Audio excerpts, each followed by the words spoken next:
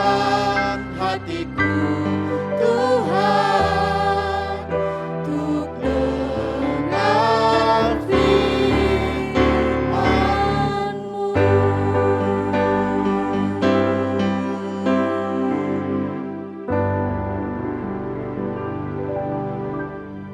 Shalom Bapak Ibu yang terkasih di dalam nama Tuhan kita Yesus Kristus. Di pagi ini kita bersyukur kepada Tuhan atas anugerah dan penyertaan Tuhan kepada kita. Kita bisa kembali beribadah kepada Tuhan. Meskipun kita melakukan ibadah dari rumah kita masing-masing, namun kita percaya bahwa dimanapun kita menyembah Tuhan, Tuhan ada bersama-sama dengan kita. Di hari ini kita akan beribadah, kita memulai ibadah kita. Saya undang Bapak Ibu semua untuk bangkit berdiri.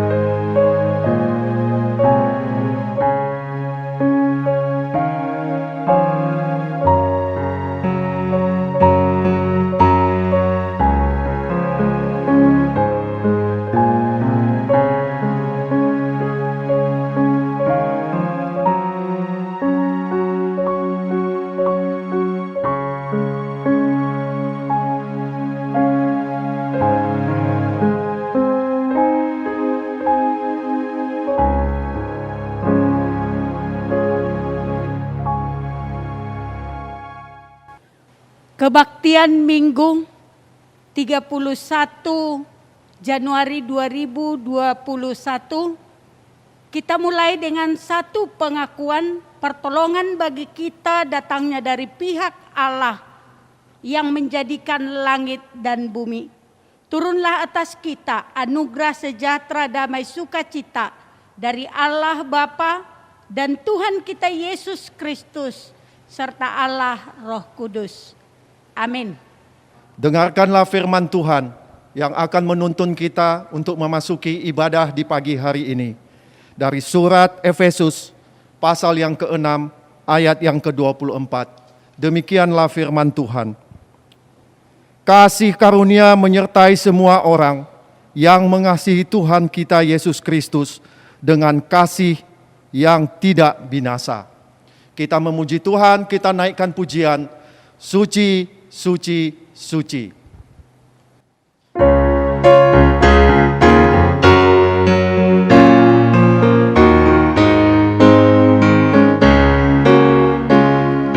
Suci, suci, suci, Tuhan Maha Kuasa, Dikau kami puji di pagi yang teduh.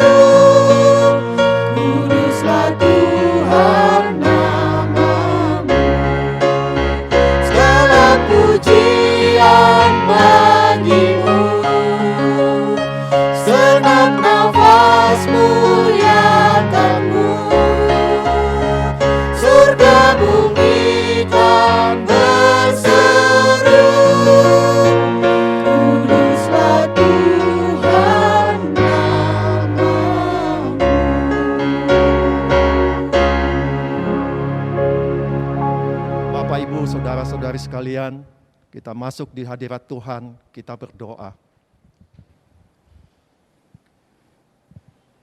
Bapa Surgawi, Allah yang kami sembah di dalam nama Tuhan kami Yesus Kristus. Allah yang Maha Kasih dan penuh setia. Di pagi ini ya Tuhan, kami datang menghadap hadirat-Mu yang Maha Kudus. Kami datang dengan hati yang melimpah oleh ucapan syukur dan ucapan terima kasih atas apa karya Tuhan yang dianugerahkan kepada kami. Semua pernyataan Tuhan, pertolongan Tuhan, dan anugerah-anugerah yang Tuhan telah berikan kepada kami sepanjang hari-hari yang telah kami lalui. Tuhan, Engkau juga tahu bahwa kami manusia yang lemah. Di dalam perjalanan kami, banyak pelanggaran dan dosa yang kami lakukan di hadapan-Mu, yang tidak sesuai dengan firman-Mu yang kudus itu. Di dalam pikiran, ucapan, dan tindakan kami banyak mendukakan hati Tuhan. Karena itu ya Tuhan, di dalam kesempatan ini, kami mohon belas kasihan daripada Tuhan untuk mengampuni kami. Bapa Surgawi, di pagi hari ini kami beribadah kepadamu. Kami datang ya Tuhan, untuk mengucap syukur atas semua buah karya Tuhan kepada kami. Karena itu kami mohon, Tuhan hadir di tengah-tengah kami, di tengah-tengah keluarga kami, dimanapun kami berada ya Tuhan, di dalam memuji dan memuliakan Engkau. Tuhan membimbing dan menuntun kami. Ajar kami senantiasa ya Tuhan untuk beribadah secara benar di hadapan Tuhan. Ketika kami bernyanyi untuk Tuhan. Ketika kami berdoa, kami meluapkan dan menumpahkan isi hati kami kepada Tuhan. Dan ketika kami mendengar firman-Mu, fokuskan hati dan pikiran kami, agar kami benar-benar konsentrasi kepada Tuhan dan firman Tuhan. Inilah doa kami kepadamu ya Tuhan. Segala puji, hormat, dan kemuliaan hanya kepada Tuhan saja. Di dalam nama Tuhan kami Yesus Kristus, kami berdoa dan mengucapkan syukur. Amin. Bapak, Ibu, saudara-saudari sekalian dipersilakan duduk kembali. Kita akan membacakan Mazmur secara bertanggapan. Dan minggu ini pembacaan bertanggapan kita ambil dari Mazmur pasal yang 114, ayat yang pertama sampai ayat yang ke-8. Mazmur pasal 114, ayatnya yang pertama sampai ayat yang ke-8. Saya memulai dengan membaca ayat yang pertama, dan selanjutnya ayat yang genap, Bapak Ibu membacakannya. Begitu seterusnya sampai ayat yang ke-8. Kita membaca bertanggapan ini. Kejadian yang ajaib pada waktu Israel keluar dari Mesir. Pada waktu Israel keluar dari Mesir, kaum keturunan Yakub dari bangsa yang asing bahasanya. Maka Yehuda menjadi tempat kudusnya, Israel wilayah kekuasaannya. Laut melihatnya, lalu melarikan diri. Sungai Yordan berbalik ke hulu. Gunung-gunung melompat-lompat seperti domba jantan, dan bukit-bukit seperti anak domba. Ada apa, hai laut, sehingga engkau melarikan diri? Hai sungai Yordan, sehingga engkau berbalik ke hulu. Hai gunung-gunung, sehingga kamu melompat-lompat seperti domba jantan. Hai bukit-bukit, sehingga kamu seperti anak domba. Gemetarlah hai bumi di hadapan Tuhan, di hadapan Allah Yakub, yang mengubah gunung batu menjadi kolam air dan batu yang keras menjadi mata air. Demikian pembacaan firman Tuhan dari Mazmur. Kita akan mengucapkan pengakuan iman kita menurut pengakuan iman rasuli. Saya mempersilakan Bapak, Ibu, Saudara-saudari sekalian untuk bangkit berdiri. Di hadapan Tuhan dan para jemaat kita mengucapkan pengakuan iman kita menurut pengakuan iman rasuli. Kita mulai. Aku percaya kepada Allah, Bapa yang Maha Kuasa, Khalik langit dan bumi, dan kepada Yesus Kristus, anaknya yang tunggal Tuhan kita, yang dikandung dari Roh Kudus, lahir dari anak darah Maria, yang menderita sengsara di bawah pemerintahan Pontius Pilatus, disalibkan, mati dan dikuburkan, turun ke dalam kerajaan maut.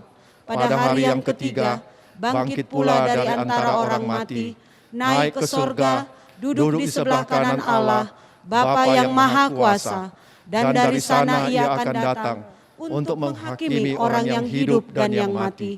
Aku percaya kepada Roh Kudus, gereja yang kudus dan am, persekutuan orang kudus, pengampunan dosa, kebangkitan tubuh, dan hidup yang kekal. Amin. Bapak, Ibu, Saudara-saudari sekalian dipersilakan duduk kembali.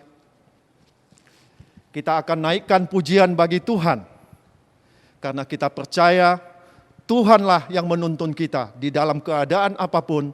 Tuhan tidak akan pernah meninggalkan kita. Kita naikkan pujian, ku tahu siapa yang ku percaya.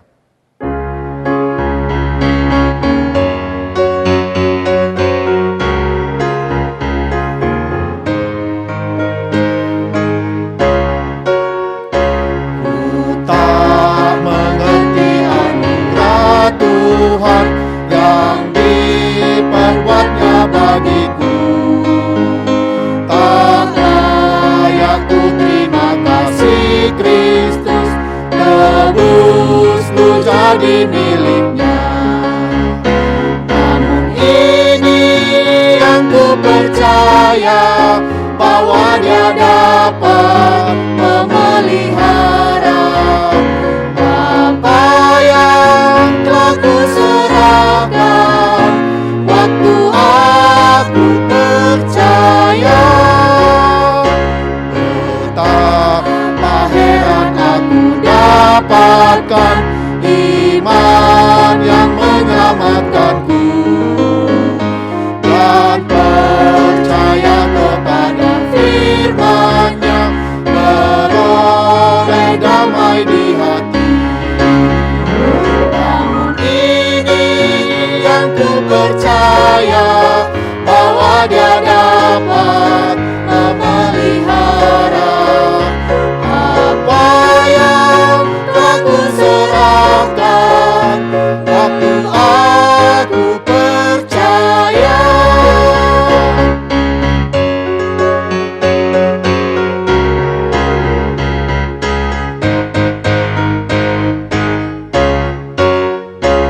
Ku tak mengerti kuasa Roh Kudus mengubah orang berdosa, meyakinkan tentang Tuhan Yesus menjelma jadi manusia.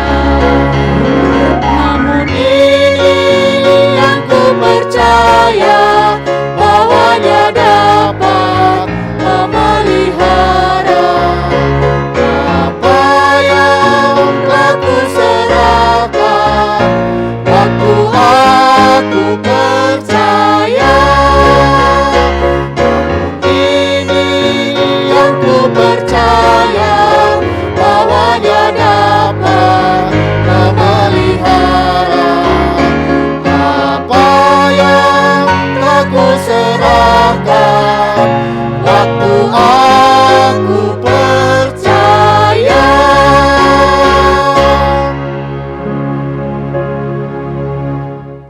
Berikutnya, tiba bagi kita untuk memberi persembahan kepada Tuhan. Bagi Bapak Ibu yang berada di rumah, bisa mengumpulkan masing-masing di keluarganya. Selanjutnya mentransfernya ke rekening gereja sesuai dengan nomor rekening yang ada di dalam pemberitahuan yang disampaikan oleh pihak gereja. Sambil persembahan dikumpulkan, kita akan memuji Tuhan dari nyanyian Besar Anugerah-Mu.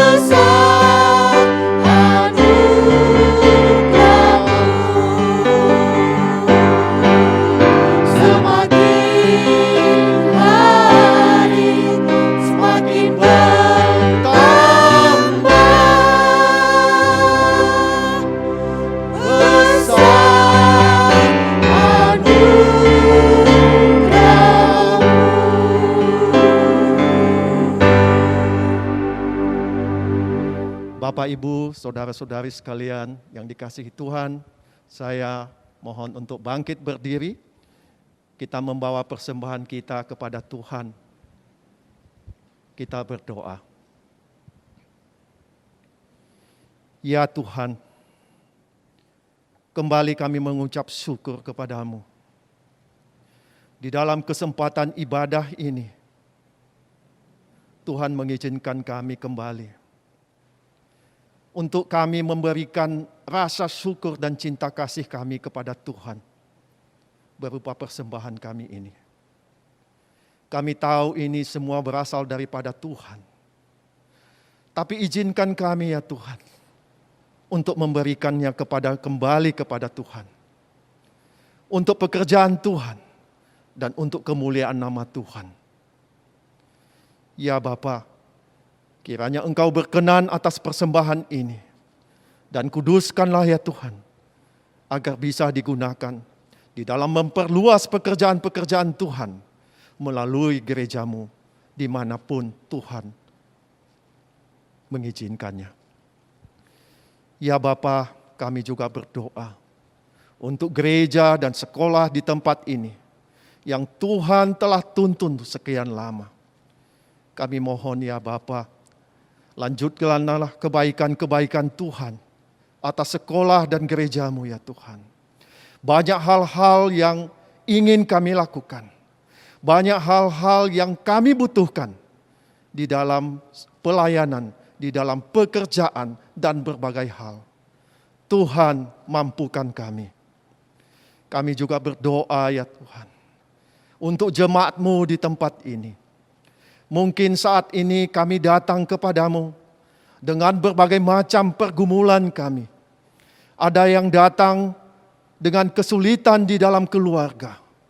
Ada yang datang kepadamu di pagi ini ya Tuhan, di dalam kelemahan tubuh dan sakit penyakit.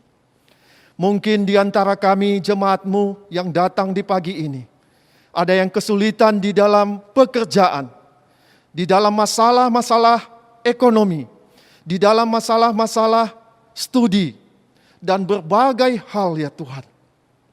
Kami mohon, Tuhan kasihani kami. Tolong Tuhan. Di dalam keadaan di mana tidak ada lagi kemungkinan-kemungkinan dan kesempatan-kesempatan, Tuhan bukakan pintu untuk kami. Sehingga hati kami bersorak-sorak ya Tuhan, memuji kebaikan Tuhan dan belas kasihan Tuhan yang tiada putus-putusnya kepada kami di sepanjang kehidupan kami.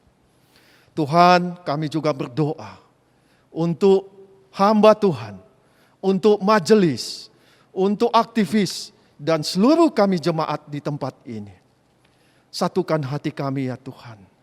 Biarlah kami masing-masing berupa bagian dari tubuh Kristus untuk saling bekerja sama, melakukan pekerjaan-pekerjaan Tuhan yang menjadi pujian dan kemuliaan hanya untuk nama Tuhan saja. Bapa, kami juga berdoa untuk sekolah yang saat ini sedang memasuki masa-masa sulit di dalam sistem pembelajaran, di dalam sistem penerimaan siswa baru, dan di berbagai hal-hal di dalam pengembangan sekolah. Tuhan, kiranya Engkau memimpin dan Engkau memampukan, sehingga apapun kesulitannya Tuhan, dapat teratasi dengan baik. Bapa, kami berdoa untuk bangsa dan negara kami, yang saat ini menghadapi kesulitan sehubungan dengan pandemi ini. Kiranya Engkau tolong dan berbelas kasihan. Banyak keluarga yang terkena dampak ya Tuhan. Dari sakit penyakit, dampak ekonomi yang ditimbulkan oleh pandemi ini telah membuat banyak umat-Mu semakin jauh dan semakin jauh daripada Tuhan. Ya Bapa, kiranya Engkau berbelas kasihan dan memanggil kami semua untuk selalu tetap bersatu padu, tetap memuji dan memuliakan Engkau. Inilah kami semua di hadapan-Mu ya Tuhan. Dengan segala keterbatasan kami, kekurangan kami mohon kekuatan daripada Tuhan. Di dalam nama Tuhan Yesus Kristus, kami berdoa dan mengucapkan syukur atas semuanya ini. Amin. Bapak Ibu dipersilakan duduk kembali.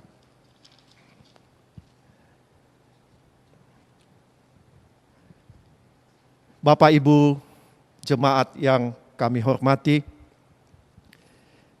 pengumuman dari gereja kita telah sampaikan melalui warta jemaat yang Bapak Ibu bisa lihat di warta jemaat yang telah kami kirimkan. Himbauan dari kami, dari Majelis Gereja Kristen Kalam Kudus, kiranya kita tetap bersatu hati, meskipun di masa-masa sulit seperti sekarang ini, kita tetap bersatu hati untuk tetap beribadah dari rumah kita masing-masing dengan dipandu dari gereja. Kita akan mempersiapkan hati kita mendengarkan firman Tuhan yang minggu ini pemberitaan firman Tuhan akan disampaikan oleh Ibu Penginjil Lena Nababan. Kita akan mempersiapkan hati kita dengan menyanyikan pujian, "Kusiapkan hatiku Tuhan."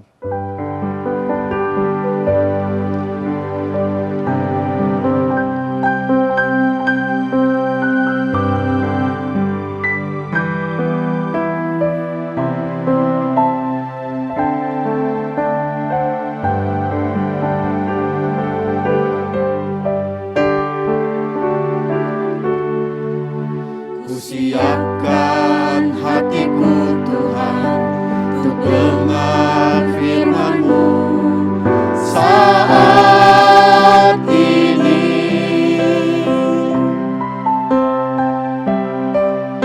Ku sujud menyembah-Mu Tuhan, masuk hadirat-Mu saat ini.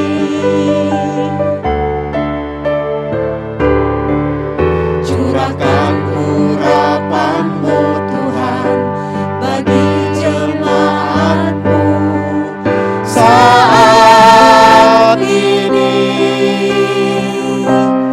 Ku siapkan hatiku Tuhan untuk dengar firman-Mu.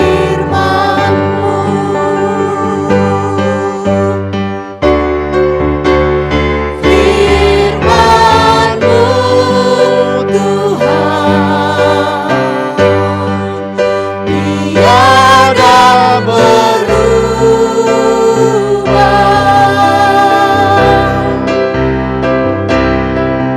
Dahulu, sekarang, selama-lamanya tiada berubah.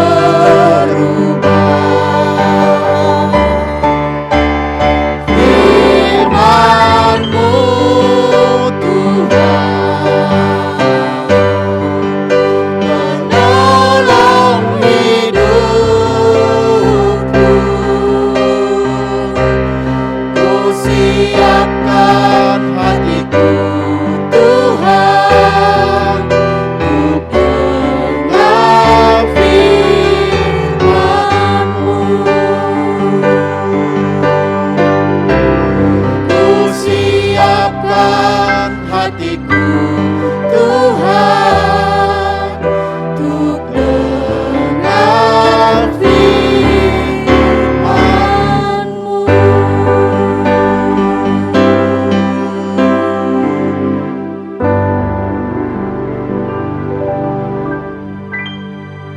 Shalom, Bapak, Ibu, dan saudara-saudari yang terkasih di dalam nama Tuhan Yesus Kristus. Kita akan mendengarkan firman Tuhan. Sebelum kita mendengarkan firman Tuhan, mari kita berdoa di hadapan Tuhan. Kita berdoa mempersatukan iman kita. Bapa kami yang di surga, Bapa yang kami kenal di dalam nama Tuhan Yesus Kristus, kami bersyukur dan terima kasih buat semua lawatan kasih-Mu yang melingkupi kehidupan kami saat ini. Kami bersyukur ya Bapa, perlindungan dan kekuatan kasih-Mu Engkau berikan kepada kami menjalani iman kami kepadamu. Dan kami tetap menyerahkan hidup kami untuk Tuhan pimpin. Biarlah semakin hari kami semakin mengenal Tuhan, semakin mempersembahkan hidup kami di dalam ketaatan, di dalam perjuangan dan progres kami dalam pengudusan yang Tuhan kerjakan. Ini kami Tuhan, firman-Mu akan kami renungkan, akan kami gumulkan di dalam kehidupan kami. Dan ketika kami mendengarkannya, Tuhan memampukan kami untuk melakukannya. Kami percaya Bapa, bahwa Allah Roh Kudus akan bekerja di dalam kehidupan kami untuk memeteraikan firman-Mu. Menjadi kehidupan bagi kami, karena kami menjalaninya dengan bersandar penuh kepada Engkau. Terima kasih Bapa, jam pemberitaan firman Tuhan ini kami serahkan dalam tangan-Mu. Di dalam nama Tuhan Yesus Kristus, Gembala kami yang hidup, kami sudah berdoa dan mengucap syukur. Amin. Bersabdalah Tuhan, kami mendengarkan. Bersabdalah Tuhan, kami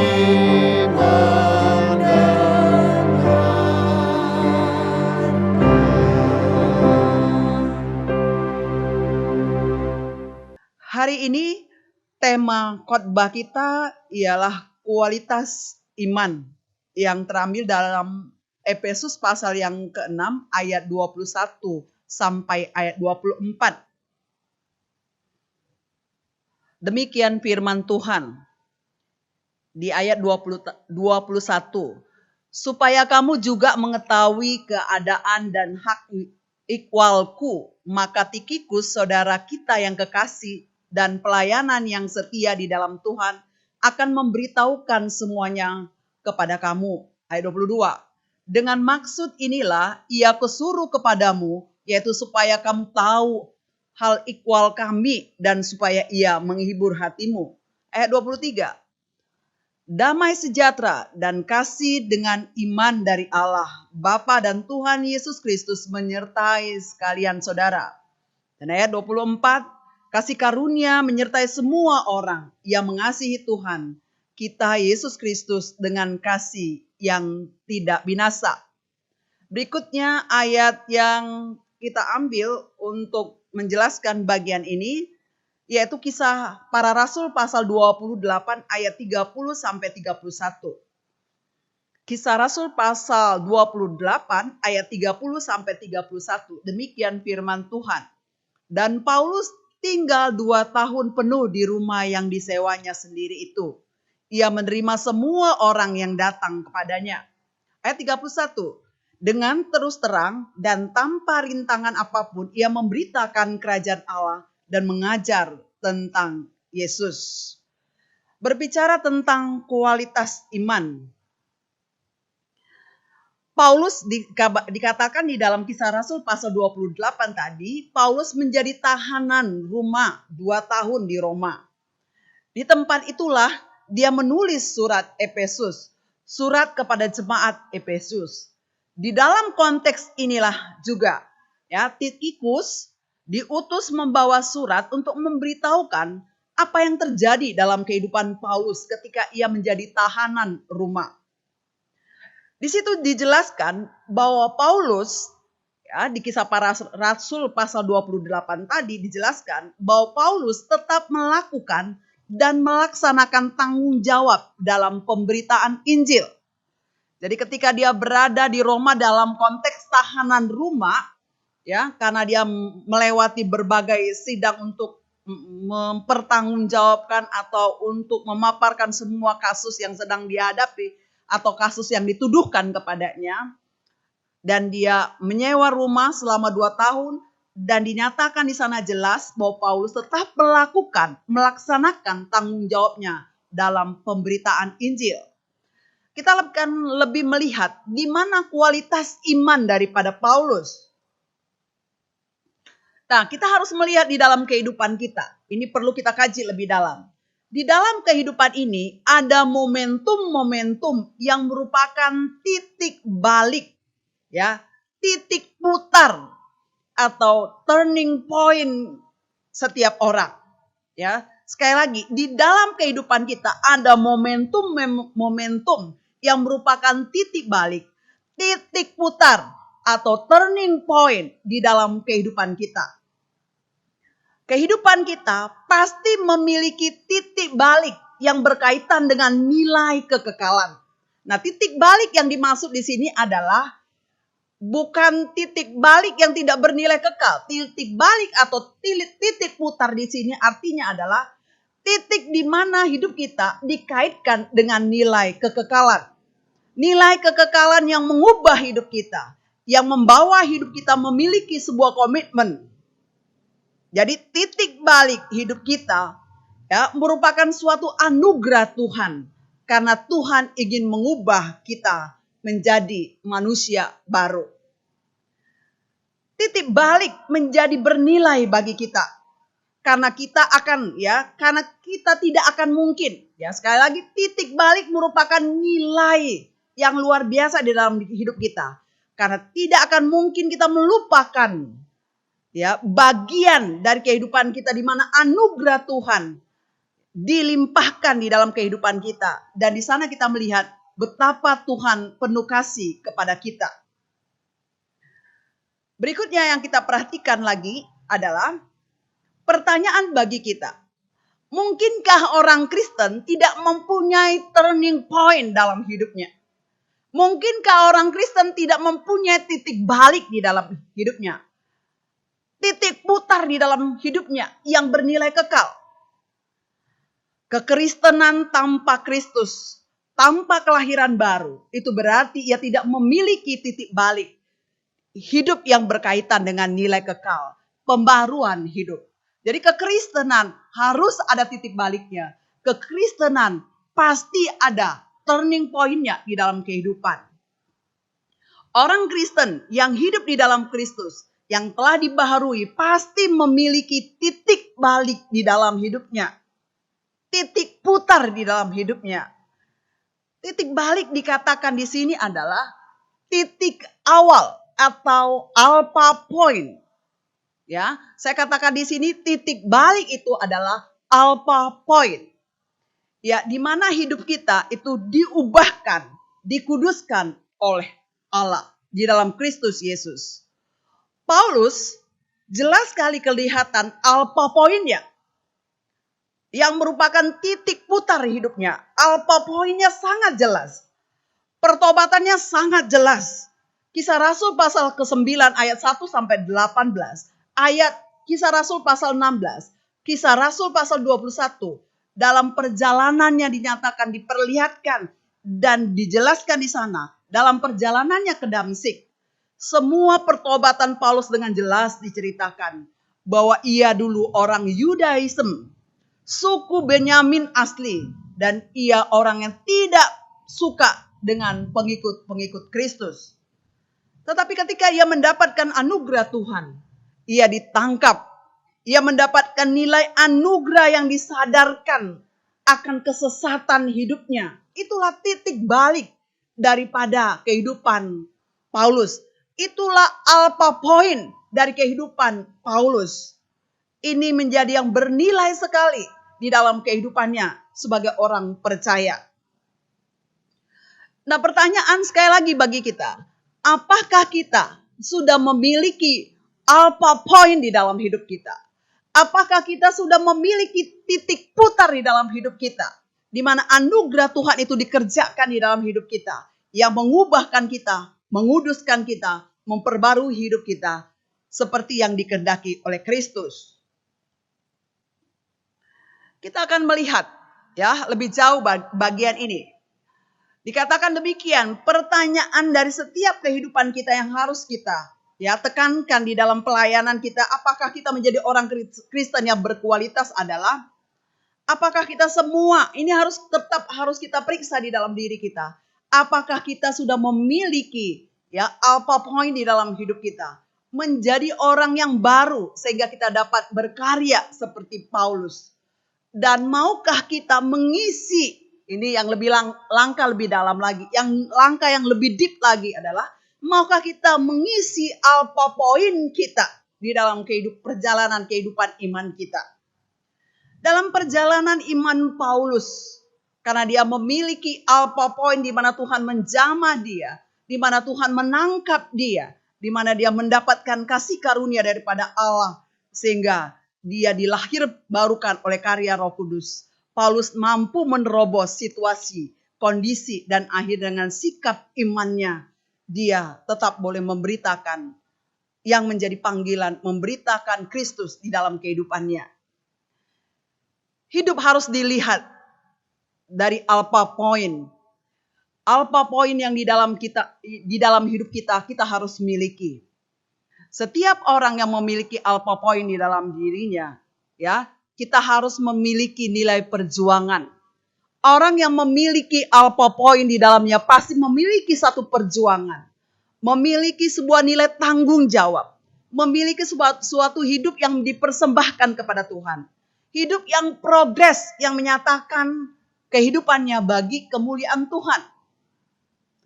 Orang yang memiliki alpha point di dalam hidupnya, pertemuannya dengan Tuhan, titik putarnya kembali kepada Tuhan, hidupnya pasti bernilai. Nilai poinnya adalah nilai perjuangan, nilai tanggung jawab di dalam kehidupannya pasti ada. Nilai hidup yang dipersembahkan bagi Tuhan, bahkan nilai progres yang menyatakan hidupnya bagi kemuliaan Tuhan.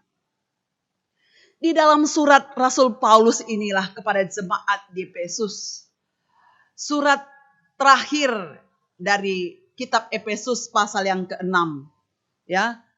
Surat yang memberitakan keadaan Paulus.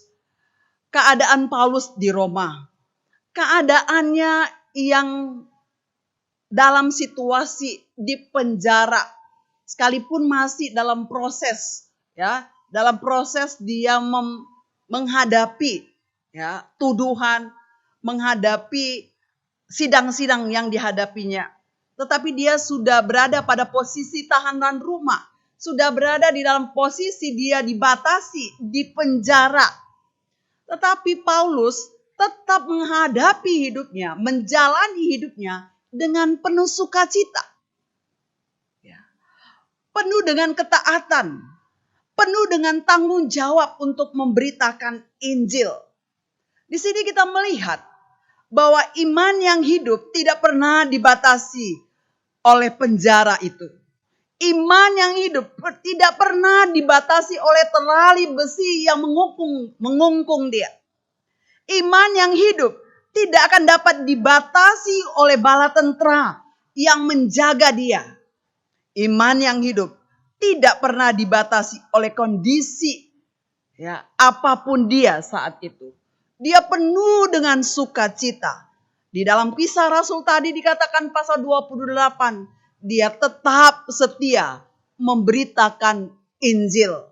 Dia memberitakan Injil dengan penuh sukacita. Sekalipun pada saat itu keadaannya dibatasi oleh situasi dan keadaan yang tidak menyenangkan, yang tidak kondusif.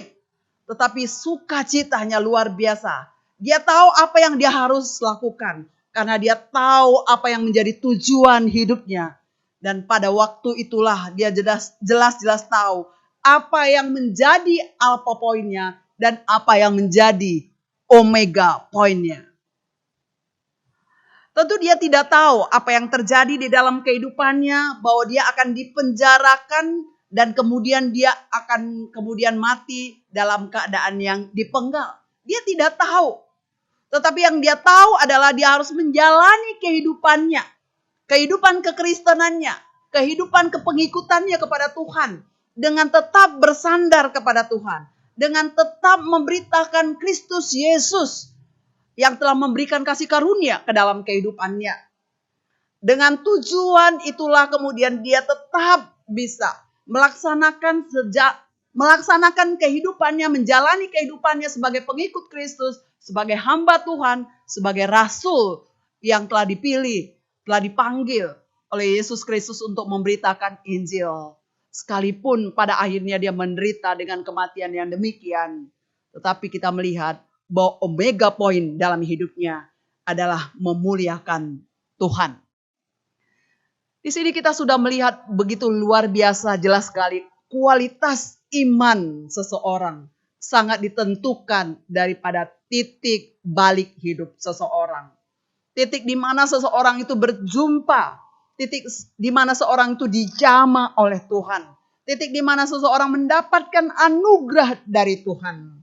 Sehingga nilai yang dilihat adalah seluruhnya nilai kekal, bukan nilai kesementaraan, bukan nilai yang tampak untuk kehidupan manusia saja, tetapi nilai yang berhubungan pada nilai kekal. Nah, mari kita melihat lebih jauh lagi bahwa di dalam alpha point harus ada omega point. Kalau kemudian Tuhan mengerjakan sebuah karya yang luar biasa, sehingga kita dijamah, dipulihkan dan mendapatkan anugerah, tentu kita akan mengakhiri hidup kita dengan pertolongan Tuhan. Sehingga akhir dari perjalanan, dari iman kita akan akan menghasilkan kebenaran, membuahkan hidup dengan adanya buah-buah roh yang tumbuh di dalam kehidupan kita. Kita akan menunjukkan, menyatakan, menghidupi kehidupan kita dari cara berpikir kita, dari cara hidup kita. Semua yang kita lakukan sungguh-sungguh memuliakan Tuhan. Karya Tuhan memperbaharui kita di alpha point kita, di titik balik kita. Ya, cara berpikir kita diubahkan, rasa kita diubahkan, sikap kita diubahkan, dan kehidupan kita selalu harmonis dengan Tuhan. Ketika seseorang memiliki titik balik alpha point di dalam kehidupannya, Hidup kita bukan lagi dinilai dari seberapa besar kekayaan kita, seberapa kedudukan yang kita miliki, kepopularitasan, ya.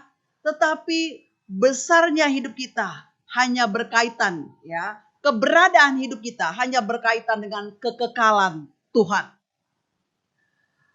Pertemuan kita dengan Tuhan, anugerah kita dengan Tuhan, kelahiran baru yang dikerjakan oleh Tuhan yang merupakan alpha point kita, akan mengarahkan hidup kita untuk melihat semua dalam nilai kekal. Saudara-saudaraku yang terkasih di dalam nama Tuhan Yesus, Paulus memiliki alpha point yang jelas dalam pertobatannya. Dan hidupnya diarahkan ke omega point. Di dalam Filipi pasal yang ketiga, ayat keempat sampai ayat ke-7 dikatakan, di sana jelas sekali bagaimana dia memandang kehidupannya setelah dia bertobat.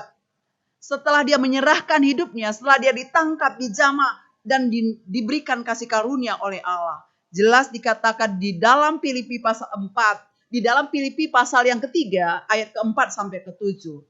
Bahwa orang yang memiliki alpha point, ya, hidupnya akan diarahkan dan tidak akan mungkin hidupnya, ya, akan menjadi sombong untuk hal-hal yang tidak bernilai. Tidak mungkin dia akan mempertontonkan kekayaannya. Tidak mungkin dia akan mempertontonkan kedudukannya. Tidak mungkin dia akan membanggakan kepopularitasannya. Menjadi sebuah kebanggaan. Tidak mungkin. Yang ada hanyalah nilai kerendahan hati. Yang ada adalah nilai di mana dia memandang semua itu karena anugerah Tuhan dan yang ditinggikan hanya Tuhan. Inilah Bapak, Ibu dan saudara-saudari yang terkasih di dalam Tuhan Yesus yang harus kita mengerti bahwa orang yang memiliki kualitas iman tidak akan membanggakan yang bersifat keduniawian, yang bersifat kesebentaraan. Karena orang yang memiliki perjumpaan dengan Kristus, orang yang memiliki hidup yang diperbarui, kebanggaannya adalah hal-hal yang bernilai kekal. Dan nilai kekal itu adalah nilai yang mengalami perubahan yang diberikan oleh Kristus di dalam hidupnya. Sekali lagi, karena orang yang memiliki alpha point, perjumpaan dengan Kristus, lahir baru yang dialaminya, kebanggaannya adalah hal-hal yang bernilai kekal. Dan nilai yang ada di dalam perubahan hidupnya yang dikerjakan oleh Kristus. Betapa banyaknya orang Kristen saat ini tidak berkualitas imannya. Mudah sekali jatuh. Mudah sekali kemudian hidupnya hilang oleh karena situasi dan kondisi. Mempersalahkan kondisi. Mempersalahkan berbagai hal yang tidak menyenangkan di sekitarnya. Penderitaan mungkin. Kekacauan mungkin, sakit penyakit mungkin, semua dipersalahkan karena tidak sesuai dengan yang diinginkan. Tetapi bagi orang percaya yang memiliki alpha point, pertemuan dan perjumpaan yang jelas dengan Tuhan Yesus di dalam iman kita kepada Kristus, tidak mungkin orang itu memikirkan hal-hal duniawi. Tidak mungkin orang tersebut memikirkan nilai-nilai yang tidak diorientasikan kepada kekekalan. Kristus tidak menginginkan itu ketika dia memperbarui orang percaya. Iman daripada orang Kristen yang berkualitas pasti ada progresifnya, pasti ada ketaatannya, pasti ada tanggung jawab. Disinilah kita melihat kualitas orang beriman. Kualitas orang beriman ditunjukkan kepada tanggung jawabnya untuk menjalani panggilannya. Kualitas orang beriman dilihat daripada nilai ketaatannya untuk melakukan firman Tuhan. Kualitas orang beriman sangat ditentukan bagaimana dia mempersembahkan hidupnya kepada Tuhan. Bapak, Ibu dan saudara-saudari yang terkasih di dalam Tuhan Yesus Kristus. Ketika kita mengakui dengan iman dan percaya dengan iman bahwa kita sudah mengalami perjumpaan, sudah mengalami anugerah Tuhan, sudah mengalami pembaharuan yang dilakukan oleh Kristus di dalam kehidupan kita. Sungguh kita harus melihat bahwa karya Tuhan dikerjakan di dalam kehidupan kita. Kita akan melihat Tuhan bekerja luar biasa di dalam kehidupan kita.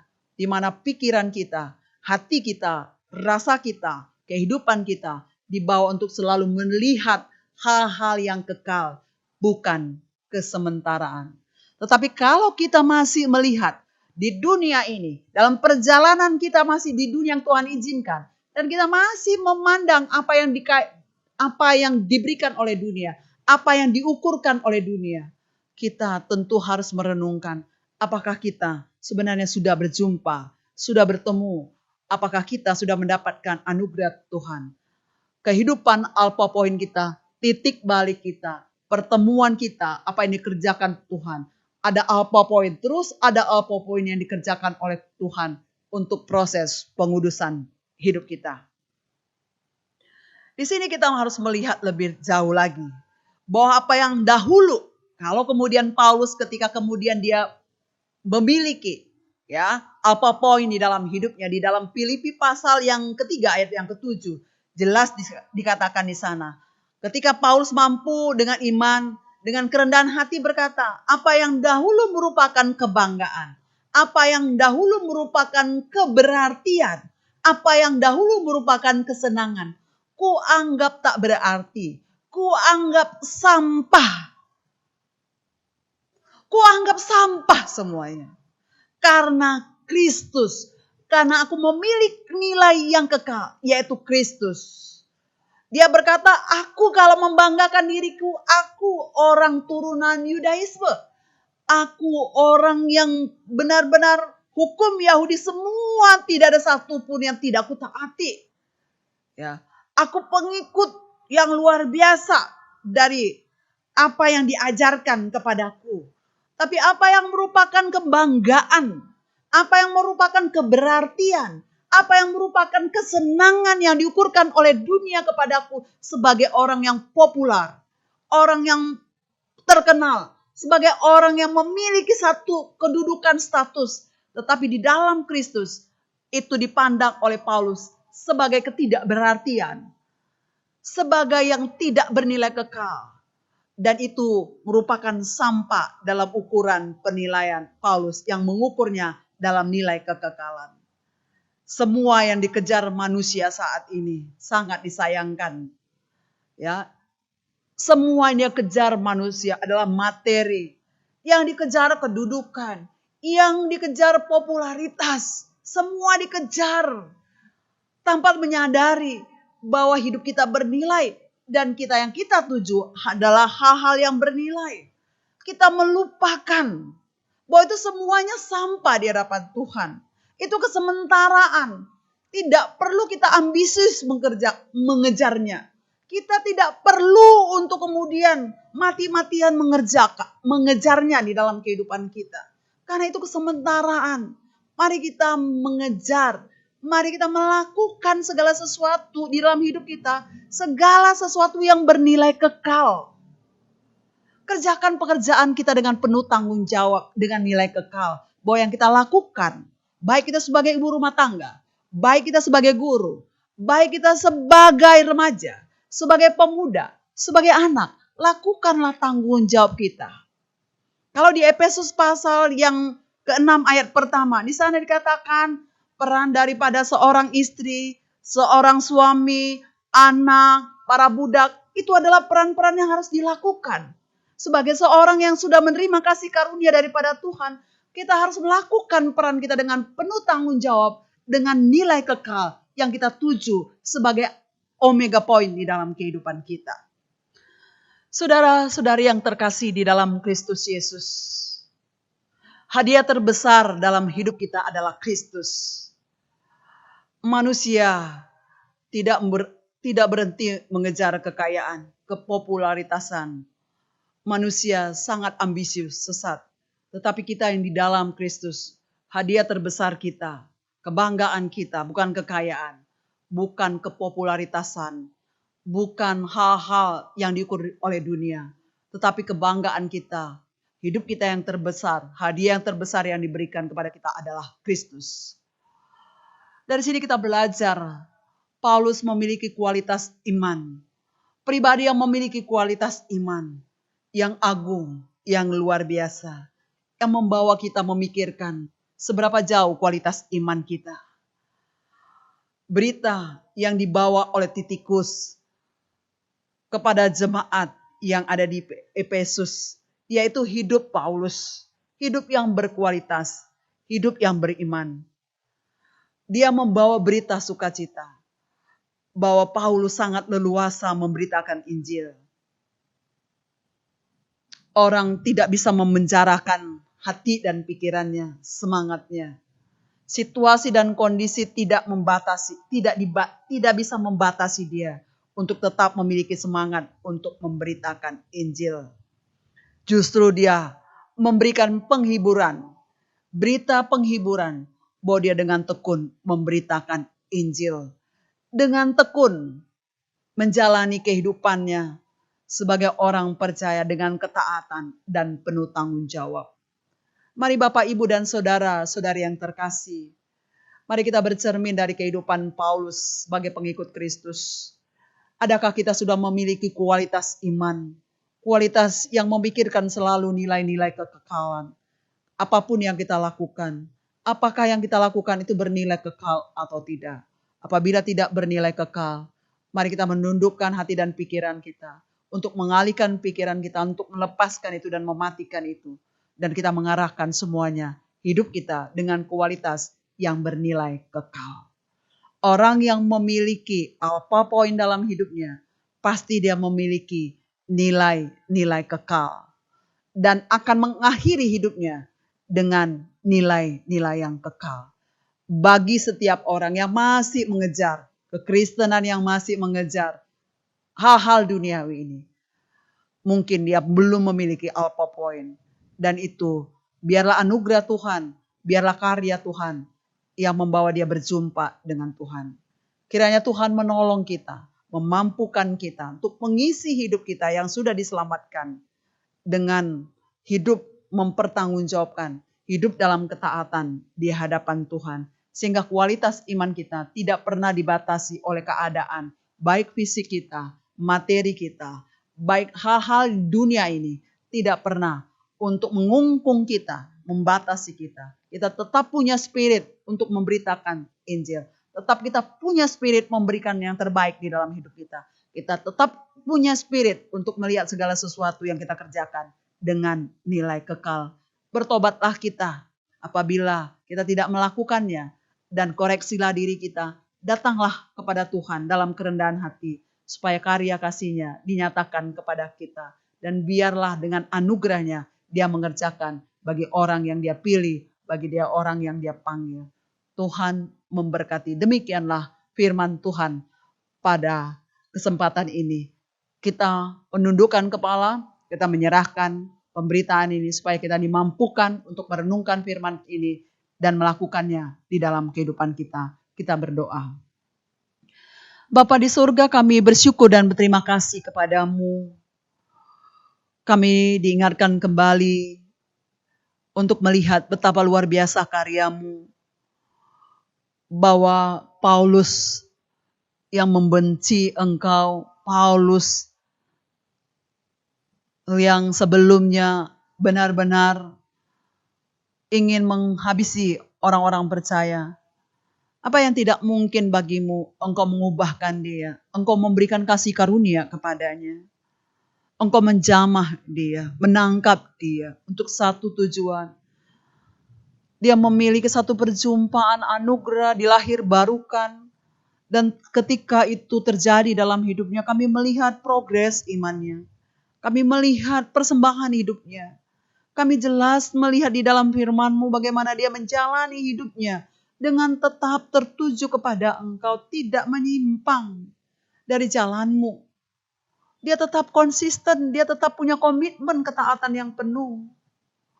Dia tidak pernah hanyut, tidak pernah tergeser oleh apapun situasi. Sekalipun pada waktu itu dia dalam keadaan yang dipenjarakan oleh bukan karena kesalahannya. Oleh karena dia meninggikan, memberitakan tentang Engkau Bapa. Ya Tuhan, tolonglah kami semua. Di dalam perjumpaan yang kami alami dengan Kristus kelahiran baru. Biarlah ini menunjukkan kepada penyerahan diri kami kepada Tuhan dan Engkau menguduskan kami dan biarkanlah kami taat di dalam proses pengudusan yang Tuhan kerjakan dengan mentaati firman-Mu. Tolong kami, biar kami tidak mengejar hal-hal, tidak ambisius mengejar hal-hal dunia ini. Karena itu kesementaraan dan tidak bernilai kekal. Tolong kami Bapa, tetap taat kepadamu dalam ketulusan, kerendahan hati di hadapan-Mu, melakukan firman-Mu. Sebab itulah tujuan hidup kami. Kami mau akhir hidup kami, omega hidup kami, omega poin hidup kami adalah yang merupakan berkat, tidak menjadi batu sandungan, karena kami mempersembahkan hidup kami kepada Tuhan. Terima kasih Bapa untuk firman-Mu hari ini.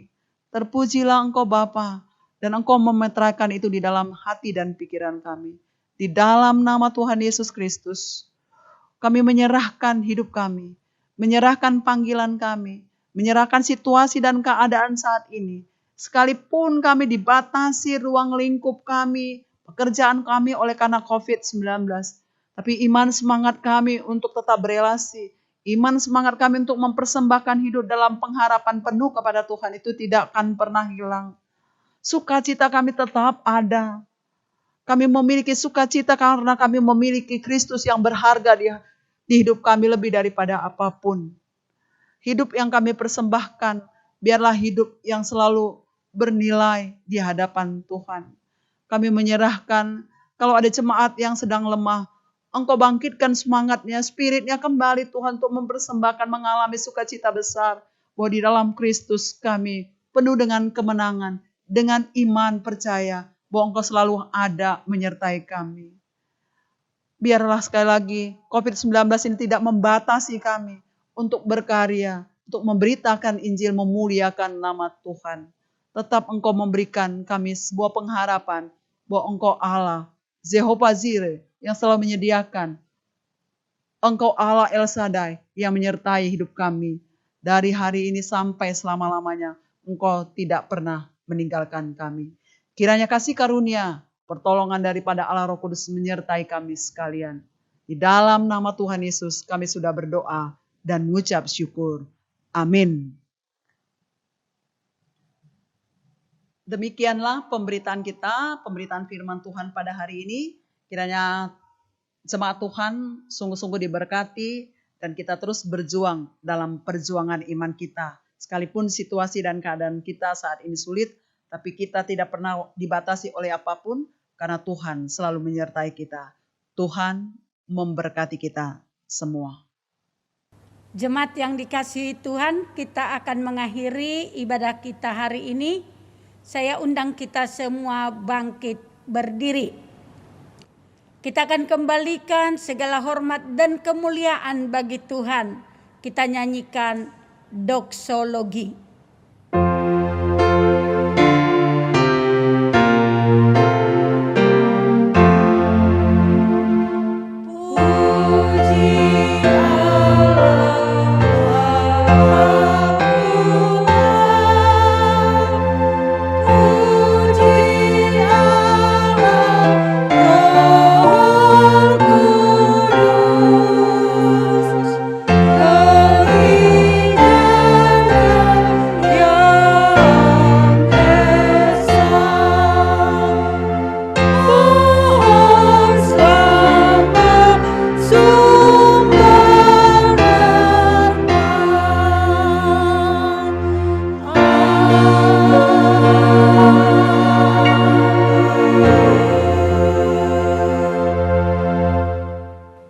Bersama-sama mengucapkan doa yang diajarkan Tuhan Yesus kepada murid-muridnya, doa Bapa kami. Bapa kami yang di surga, dikuduskanlah namamu, datanglah kerajaanmu, jadilah kehendakmu di bumi seperti di sorga. Berikanlah kami pada hari ini makanan kami yang secukupnya, dan ampunilah kami akan kesalahan kami, seperti kami juga mengampuni orang yang bersalah kepada kami. Dan janganlah membawa kami dalam pencobaan, tetapi lepaskanlah kami daripada yang jahat.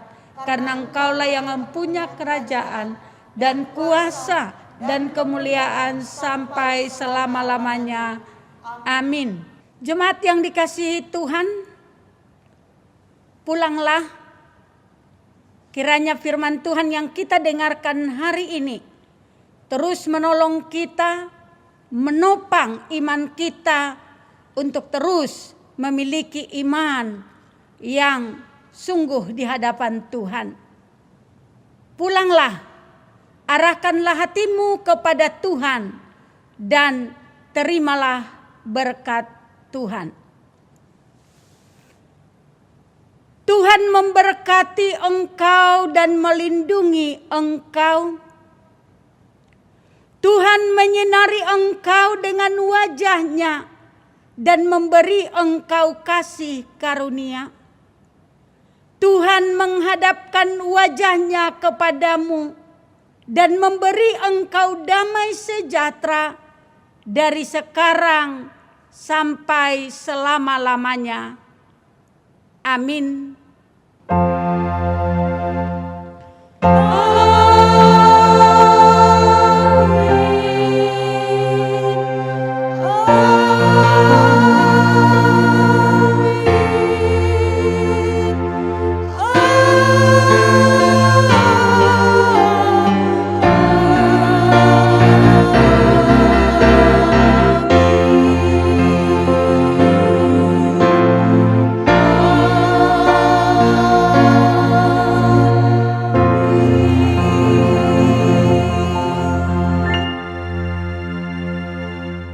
Silahkan duduk.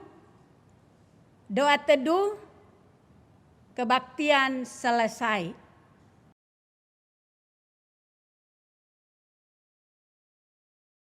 Kami, tim pelayan Gereja Kristen Kalang Kudus, Minggu 31 Januari 2021 mengucapkan selamat